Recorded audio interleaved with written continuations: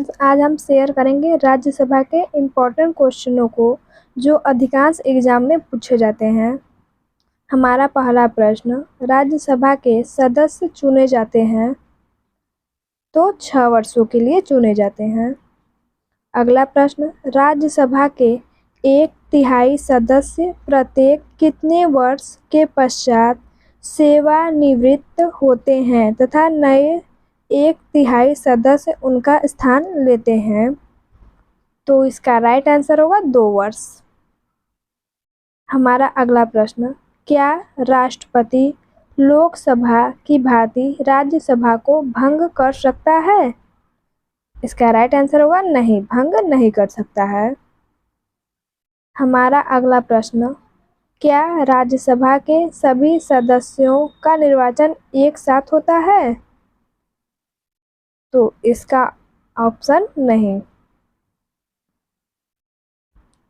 हमारा अगला प्रश्न, लोकसभा की भांति राज्यसभा कभी भंग नहीं होती किंतु प्रत्येक 2 वर्ष बाद 1/3 सदस्यता समाप्त हो जाती है। हमारा अगला प्रश्न, निम्नलिखित में से कौन सा कथन सत्य नहीं है? पहला, राज्यसभा की अधिकतम संख्या 250 होती है, ये कथन सत्य है। अगला, राज्यसभा निरंतरता का प्रतीक है, ये भी सही है। तीसरा, राज्यसभा के 2/3 सदस्य प्रत्येक दूसरे वर्ष समाप्ति पर पद मुक्त हो जाते हैं, तो ये ऑप्शन गलत है क्योंकि राज्यसभा के 1/3 सदस्य प्रत्येक 2 वर्ष समाप्ति पर पदमुक्त हो जाते हैं। हमारा अगला प्रश्न, निम्नलिखित में से कौन सा कथन सत्य है?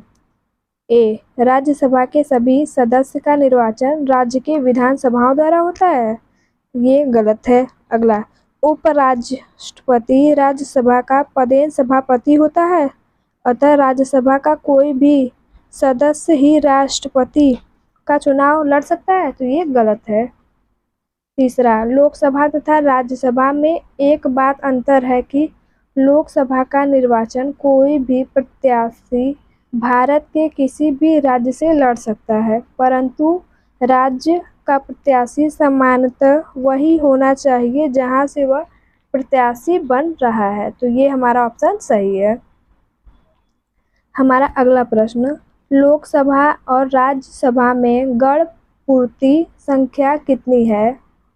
तो इसका राइट आंसर होगा कुल सदस्य की संख्या का 1/10।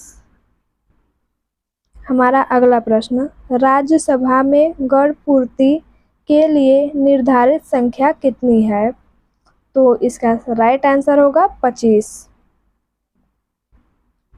हमारा अगला प्रश्न, राज्यसभा को भंग करने का अधिकार किसे प्राप्त है? राष्ट्रपति को, उपराष्ट्रपति को, उच्चतम न्यायालय को, इनमें से किसी को नहीं। तो हमारा ऑप्शन नंबर डी सही होगा, इनमें से किसी को राज्यसभा को भंग करने का अधिकार नहीं है। हमारा अगला प्रश्न, राज्यसभा का सभापति कौन होता है?